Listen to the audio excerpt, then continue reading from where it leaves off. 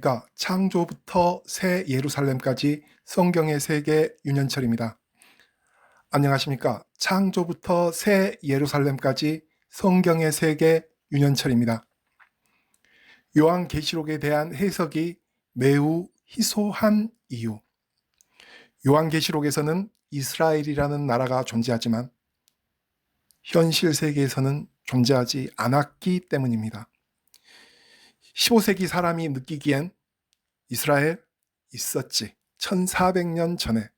근데 지금은 없잖아? 주 70년에 로마가 쳐들어와서 예루살렘이 함락돼서 99%의 이스라엘인이 죽었고 1% 정도만 도망갔잖아?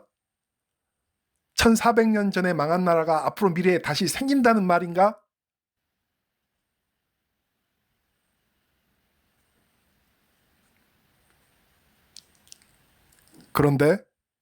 그런데 미래의 나라가 다시 생겼습니다. 주후 1948년에 다시 생겼습니다.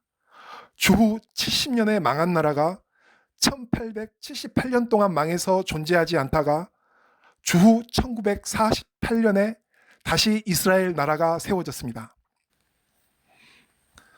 종교개혁자 마르틴 루터의 말, 요한계시록에서는 그리스도가 교시되지도 않았고 인정되지도 않고 있다.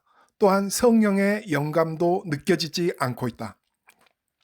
마르틴 루터는 성경 전체를 독일어로 번역할 정도로 성경에 대한 이해가 매우 깊은 사람이었지만 하나님의 위대한 종이었지만 요한계시록에 대해서만은 마지못해 정경으로만 인정하는 것이었고 계시록 말씀에 대해서는 해석을 하지 않았습니다.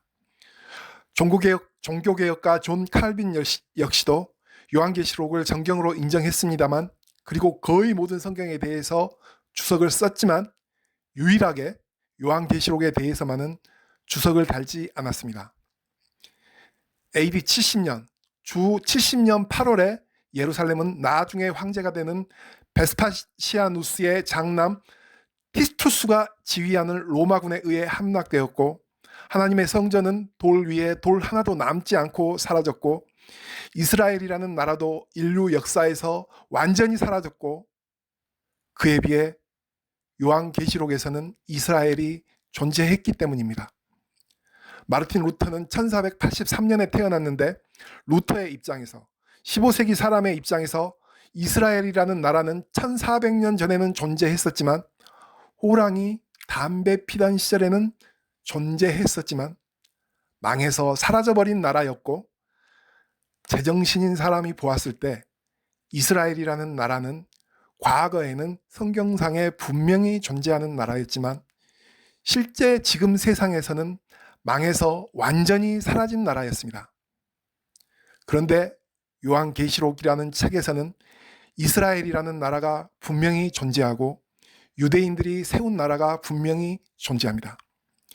요한계시록 7장 4절에서는 이스라엘 자손의 각 지파에서 무려 1만 2천 명씩 모두 14만 4천 명이 이마에 하나님의 도장을 받는 말씀이 나오고 요한계시록 11장 1절 2절에서는 주 70년에 로마군이 파괴해버린 하나님의 성전과 제단도 나오고 이스라엘의 수도 예루살렘에 이스라엘 자손이 있다가 이방인들에게 예루살렘 성을 42개월 동안 빼앗긴다는 말씀도 있습니다.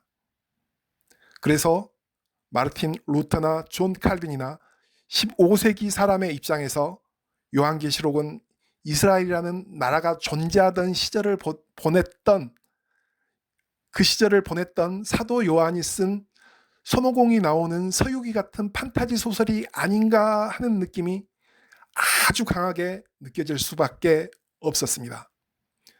그러나 하나님께서는 이스라엘이라는 나라를 다시 세우셨습니다. 할렐루야, 아멘. 하나님께서는 1948년 5월 14일에 요한계시록에 존재하는 이스라엘이라는 나라를 다시 세우셨습니다.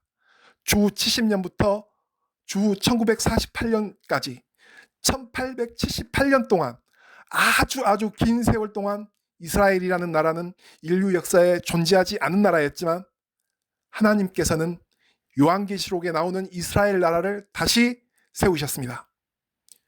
15세기 사람들에게 요한계시록은 손오공의 서유기 같은 판타지 소설처럼 느껴질 수도 있지만 미래를 정확히 알고 계신 하나님의 말씀임이 분명합니다.